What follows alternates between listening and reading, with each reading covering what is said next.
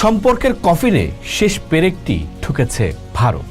গত অক্টোবরে আফগান পররাষ্ট্রমন্ত্রী দিল্লি সফর পাকিস্তানকে খেপিয়ে দিয়েছে। পাকিস্তানের প্রতিরক্ষা মন্ত্রীর দাবি, তালেবান এখন ভারতের উপনিবেশ হয়ে গেছে। শত্রু যখন বন্ধুর বন্ধু হয় তখন পুরনো বন্ধুত্ব বিষ হতে সময় লাগে না। আফগানিস্তান আর পাকিস্তানের আন্তর্জাতিক সীমারেখা আন্তর্জাতিক মানচিত্রে খুবই স্পষ্ট, কিন্তু এটাও স্পষ্ট যে এই সম্পূর্ণ এলাকাটা এখন এক রণক্ষেত্র। গত অক্টোবরের যে লড়াইকে বিশেষজ্ঞরা মিনি ওয়ার বলে হালকা করতে চেয়েছিলেন, ফেব্রুয়ারির এই শেষ সপ্তাহে এসে তা ওপেন ওয়ার বা প্রকাশ্য যুদ্ধে রূপ নিয়েছে। আকাশে চক্কর দিচ্ছে পাকিস্তানের যুদ্ধবিমান, আর তার জবাবে পাকিস্তানের অন্তত 3টি শহরে হানা দিচ্ছে আফগানের ড্রোন। কিন্তু ঘটনাটা হঠাৎ করে ঘটেনি। আসুন জানার চেষ্টা করি বিরোধটা কেন, কবে থেকে। একটা সময় ছিল যখন ইসলামাবাদ আর কাবুলকে মনে করা হতো একই মুদ্রার এপিটোপিট। পাকিস্তান ভেবেছিল তালেবান ক্ষমতায় এলে কাবুলে তাদের একটা পুতুল সরকার থাকবে, কিন্তু সে হিসেব মেলেনি। তালেবান ক্ষমতায় বসার পর পাকিস্তানের ভেতরে টিটিপি বা তেহরিকি তালেবান পাকিস্তানের হামলা বেড়ে গেছে। ইসলামাবাদ বলছে আফগান তালেবানরা এখন তাদের আশ্রয় দিচ্ছে। সম্পর্কের কফিনে শেষ পেরেকটি ঠুকেছে ভারত। গত অক্টোবরে আফগান পররাষ্ট্রমন্ত্রী দিল্লি সফর পাকিস্তানকে খেপিয়ে দিয়েছে। পাকিস্তানের প্রতিরক্ষা মন্ত্রীর দাবি, তালেবান এখন ভারতের উপনিবেশ হয়ে গেছে। শত্রু যখন বন্ধুর বন্ধু হয় তখন পুরনো বন্ধুত্ব বিষ হতে সময় লাগে না।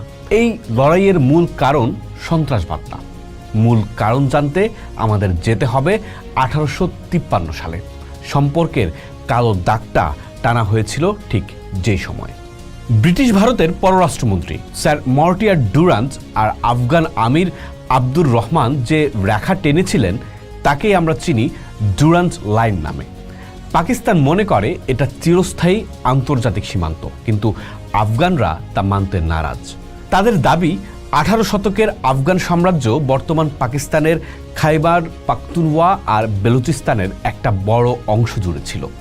পাকিস্তান এই দাবি মানলে তার মানচিত্র ছোট হয়ে যায়।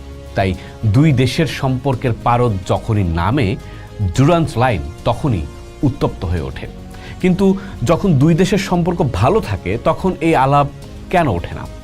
আসলে রাষ্ট্র যখন সুবিধাজনক অবস্থানে থাকে তখন সে বিবাদ জিয়ে রাখে। পাকিস্তান যখন তালেবানকে ব্যবহার করে আফগানিস্তানে প্রভাব বিস্তার করতে চেয়েছিল তখন তারা সীমান্ত নিয়ে কোনো উচ্চবাক্য করেনি। আবার আফগানরা যখন বিপদে থাকে তখন তারা ডুরান্স লাইন নিয়ে চুপ থাকে। কিন্তু যখনই নিজেদের সার্বভৌমত্ব প্রমাণের প্রয়োজন পড়ে তখনই এই 2640 কিলোমিটারের কাঁটাতার বড় ইস্যু হয়ে দাঁড়ায়। আমরাও দেখি আফগানিস্তান পাকিস্তান যুদ্ধের পেছনে মানবিক কোনো কারণ নেই, বরং দেখা যায় ক্ষমতার গদি বাঁচানোর এক কৌশল।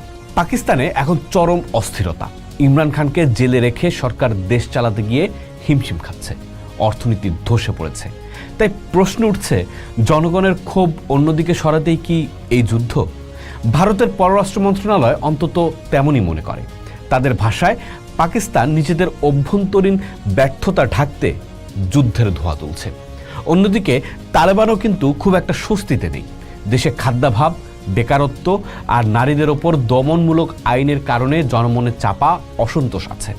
একটি বিদেশি শক্তির সঙ্গে যুদ্ধ বা পুরনো শত্রু পাকিস্তানের ওপর আঘাত হানলে দেশে এক ধরনের জাতীয়তাবাদী আবেগ তৈরি করা যায়। এতে নিজেদের কোন্দল ঢাকা সহজ হয়।